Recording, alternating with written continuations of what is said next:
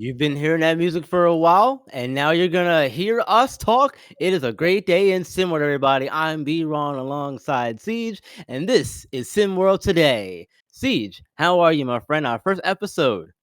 Oh man, I'm just excited to be here. I'm excited to get this one rolling, talk about SimWorld, what we got going on in the league, what we got to look forward to, things like that, give our takes, and just have a good time out here. Absolutely, that's what it's all about here in SimWorld today. And let's jump right into things, shall we? So we saw some great action last week in SimWorld. And let's talk about our favorite games of the week from last week. What was your favorite game of the week from last week, Siege? Well, actually, rerun, it was a game that took place last night. It was Rocky Mountain Monstars taking on Showtime, Bronny and the gang. Really just an exciting game. Rocky Mountain came out real fast and really took the lead. Showtime kind of fought themselves back, really made it into a tough game. Bronny put up 30. And in that 30-point game, still was not able to get the win. We saw Justin Bell on the other side really take over, continue his evolution into a number one guy for that team. It was just an exciting game to watch, and I think it's got some implications to me. People have been saying Bronny doesn't really have a lot of support, and Bronny put up 30 in this big game, and they just weren't able to pull it out. That's not always a great feeling. So Yeah, it's definitely always not a good feeling, especially when you put up 30 points like that and you can't come away with the win. That's heartbreaking. So my game of the week from last week was on July 5th when Run DMV beat Beast of the East 69-65. The Beast. They got it down to 5 with 2 minutes left, and then Redmond came down and hit a three with a minute 27 left, and then Run DMV turned the ball over on the inbound pass with 17.9 seconds left. can't do that. And then at that point in time, it was 67-65. Keep that in mind. And then on the Beast final possession, Levin Cutler took a short contested jumper, missed it, and the free throws for Run DMV iced the game for them, and they got that win, and they split the season series with the Beast East in that win. Yeah, I mean Last that week. quite a game. That's a great pick, and really the big thing for me to watch in that game, and we've all been watching him, but Nick Hugo. I mean, what a player! What do you think about that guy? Yeah, Nick Hugo is amazing for Run DMV. He really is, and he came on late in the season too, which makes that an even better addition to this team. Yeah, absolutely. I've even been seeing some talks, around the community talking about, is Nick Hugo a true number one? That seems to be the conversation that's coming up after he won back-to-back Player of the Week. He's putting on crazy shows. I'm not sure. You talk about a true number one. You talk about a guy who can take the game over with the ball in their hands a lot, but I don't know. What's your take on that? Do you think he is a true number one or just a phenomenal player? I think he is a phenomenal player, but I don't think he is a true number one in the traditional sense, if that makes Right? sense. Yeah, yeah. He's not somebody who can be a Bronny James or DJ Wagner, for example, and take over a game all on his own. And that's because he doesn't have to. Yeah.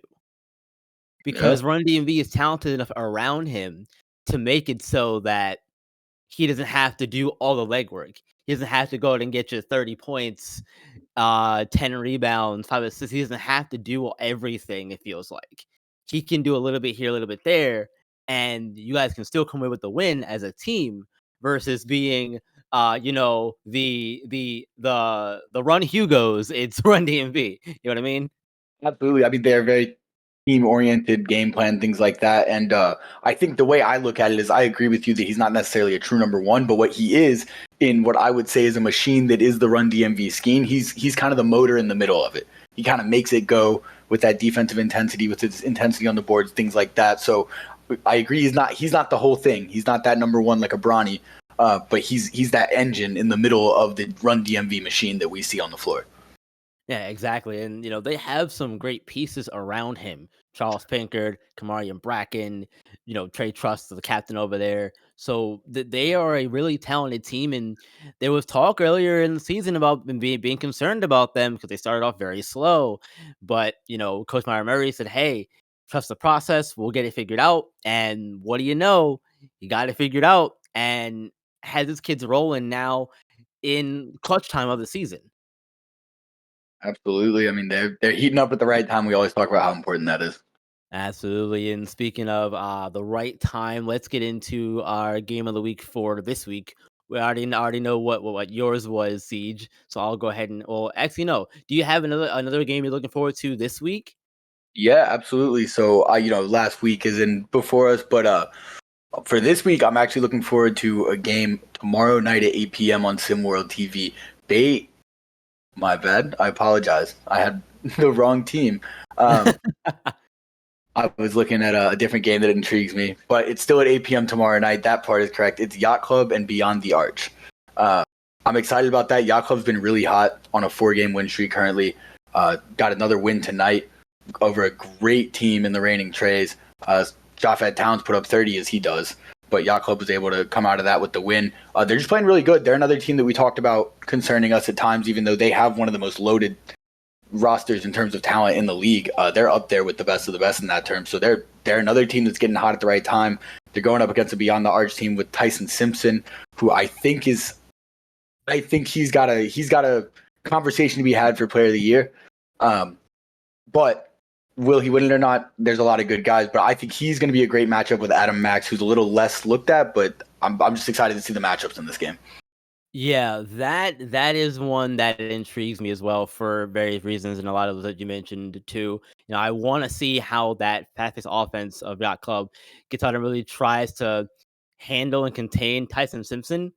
That's a challenge in and of itself, but you also worry about Daniel Hori for them as well, and the kid from Japan, I forget his name right now. Name escaped me at the moment. Devin Fields, but so those two kids to watch out for as well as Tyson Simpson, in my personal opinion. Absolutely. I mean, that's a great team. I think they're better than their record shows. So I think that's just going to be a great matchup. And Definitely, definitely. And my game that I'm looking forward to seeing this week is actually on Thursday at 9 p.m. on SimWorld TV. And funny enough, it also features Beyond the Arch. They are playing the Bay Area Breakers. I'm excited to see that one because the marquee matchup between the big men, Trey Hyman and Tyson Simpson. That's for me. yep, That's what I'm looking forward to seeing. You know, and then you also have to worry about Caden Ship, all the other kids from Bay Area. They're a strong team. It's gonna be a good test for Beyond the Arch this late in the season.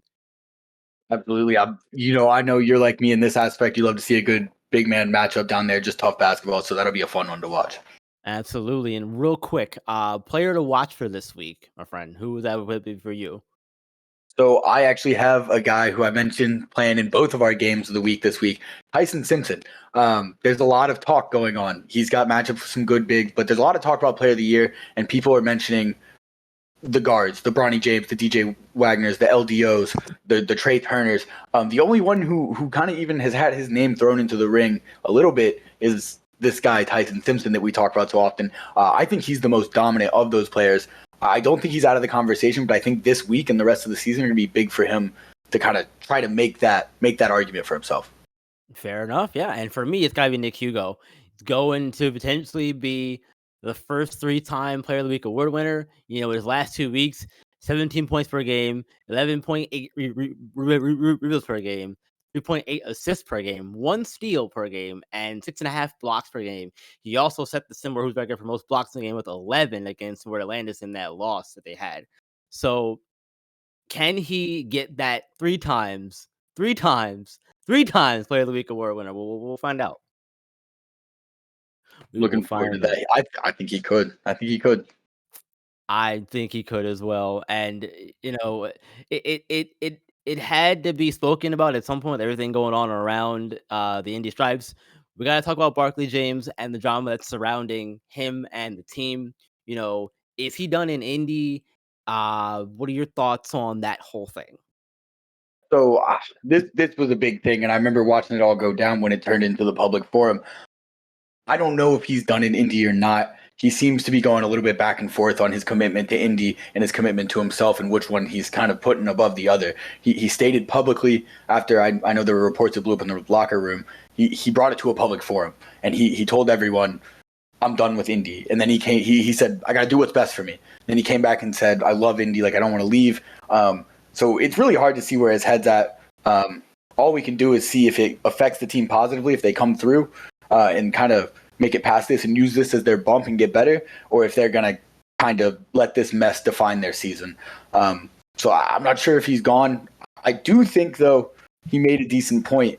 I don't see Coach Storm making a lot of adjustments, and I could be wrong, but that's what I'm seeing on the court when I watch their games.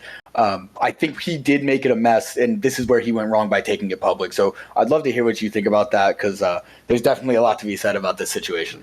Absolutely. So look, so look, I have a lot of problems with this because, you know, I don't like the fact that it was brought into the public like it was.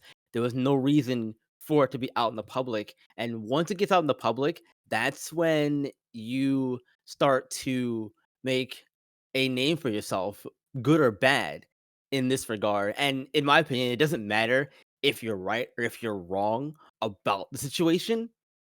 The fact that you made it public is bad enough because that puts all the eyes on you, and you know, other teams around the league are watching, colleges are watching.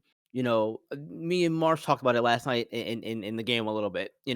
Talent can get you so far, but if your off court antics are worse than what your talent is, you're gonna have a hard time hanging around, and that's my concern for Barkley. He's a talented Absolutely. player. There's no doubt about that. No doubt about my mind, and he's a talented player. But it's the off court stuff that, for me, would be a deterrent if I was a coach around the league in SimWorld Hoops or a college looking at him. I mean, absolutely, they pay attention to all that. So I'm definitely intrigued to see how he handles it once this year comes to a close. Yeah, I just I don't know. I don't know. And that's something too. Where is his head? Because it's a lot of back and forth with Barkley. I'm done. I'm not done. I'm only gonna do this to another coach if they're like Coach Storm. Like, what does that mean? You can't say things like that and then lack the accountability to realize, hey, you know, I shouldn't have said what I said. I messed up. I shouldn't have made it public. Any of that kind of stuff. I haven't seen any of the self-reflection, uh, publicly from Barkley yet. Does he need to come out and make a statement? No, not necessarily, but it would help, in my personal opinion, to say something about it. I would agree. I would agree. I mean, he's got them growing to do that for sure. He definitely does, and real quick on this one, you know, uh Benari and Barkley James, there's a third one, Isaiah, who plays for Beast of the East. Barkley and Benari, both of those 2 have very volatile personalities. Um, this seems like Benari has calmed himself down over the course of the season, and he's definitely toned back a lot of that stuff. But it seems like that Barkley's the one who has more of the hot head. So it's good to see Benari uh, defend his teammates and defend his team, so to speak, before Barkley got there. Because keep in mind, Barkley joined in the middle of the season. I mean, that's a good point. I do like the maturity we've seen from Benari, and I'm hoping he can kind of help his brother along the way in that aspect. Yeah, I think he's gonna have to in order to really uh, keep this thing moving. Because I think regardless of what happens these last couple of games of the season, I think that this is gonna be the defining moment of their season. A lot of frustration's been around and that kind of stuff. So I I'm concerned about the rest of the year for them because no matter how it goes, I think that this will be the big blemish, in my personal opinion, if they make the race to one or not. Even if they do, I don't think this is not something that gets swept under the rug and forgotten about. No, it's absolutely not by them and not by any other team. Absolutely not, absolutely not. But, speaking of things that won't be forgot about anytime soon because we're getting toward the end of the season, the player of the year conversation is still going on. It's a ever evolving thing. Last night, we saw Bronny put up 30 points in a loss to Rocky Mountain, and in that game, there was some chatter about Bronny, and that game ending the discussion for him being in the player of the year conversation. And personally, I think that that's outlandish to say, my personal opinion, that gets into a whole other discussion about, what makes a good player and the Bronny James versus LeBron James comparison in terms of, where that whole situation is. But getting back on track here, um, who is your player of the year right now? And do you have like a top 5, top 4 list of your finalists? Yeah, absolutely. My player of the year right now, I'm not going to explain myself. I think he's the most complete player in the league. It's LDO for me. I think he's a superstar. He can do everything you want: rebound, facilitate, score. Not going to get too deep into this one. He's the best player in the league. It's LDO. All right, Now, fair. I will tell you, B-Ron, I do have a short list just to throw it out there of guys I think have a conversation. Him, Bronny, DJ Wagner, Trey Turner, and my guy, the big guy, Tyson Simpson. I think needs to be in there. Okay. Okay. Yeah, that's fair. My list is the same. My top 4 is LDO, Bronny, DJ, and Trey Turner. Those are all kids that are playing phenomenally well this season, and I think all of them can make a case for player of the year. If it were up to me right now, I am stuck between LDO, Bronny, and DJ. Uh, but if I had to pick one right now, I would go to DJ Wagner. Just because of, what he's meant to that team over the course of the season. He's done a lot of great things for them, hit a bunch of, game-winning clutch shots, and, even when it looked like there were parts of the season where, like, he was gonna struggle a little bit, he always found a way to get someone else involved and help them out and make them better. And, for me, unfortunately, with LDO in that case, I'm not saying that he hasn't done that because I think he has. But I think that team is only as strong as Darius Outlaw is, if that makes sense. I think that both Bronny and DJ effectively have more pieces around them to where if one of them has an off night, other players can step up and have previously. Well, yeah, and Biron, I would agree with you on that. Is that those two teams do have more of that if one of those guys goes down. But when we're talking player of the year here, we're talking the best player and the most valuable to their team. And I think what you said makes a good point that if LDO goes down or LDO doesn't play, we don't see this best coast ballers probably even making the race to one. They do have a lot of great pieces. I'm a huge Evangelos Mullins fan. Me I too. do think they've got great pieces around him, but he goes out, they're not the fourth seed in the conference, and that's crazy because to me, I don't think they'd be in the race to one. And for me, that's why when we talk about player of the year, and we talk about best player, most impactful for his team, to me, that's LDO. And I do think that winning matters when it comes to that kind of award. But he's got the same record. He's got the same record that is getting him to the 4 seed as Showtime basketball. He's got the same record Bay Area Breakers have, another really talented team, and he's doing it as the guy that without him, they might be a 10-win team. So for me, that's why I got to go with him. DJ Wagner, all due respect, I think in another universe, if you put him on a similar team, he might be able to do the same thing. But in this universe, for me, it's LDO. Okay. Okay. You have started to sway me a little bit, but let's get into our final topic here for the race to one real quick.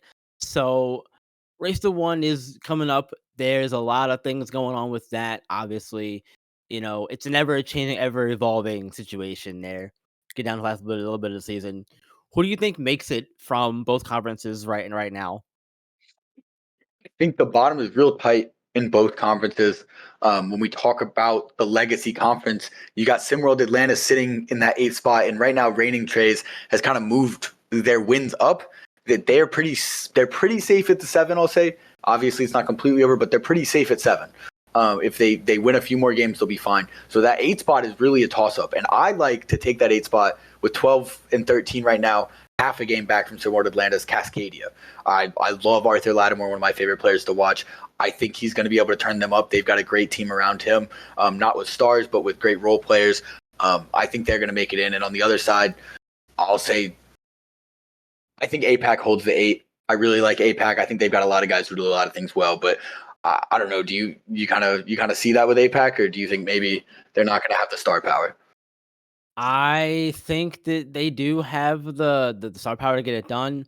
Um, I didn't realize that the aliens were at 9. I thought they were still in as of the moment, but looking at it now, yeah, I think that this holds chalk for both sides for right now anyway. And Um, yeah, go. B-Ron, I heard we got some news. We didn't get told much, but we're hearing word of a new alignment going on with the divisions in the league Oh, next year.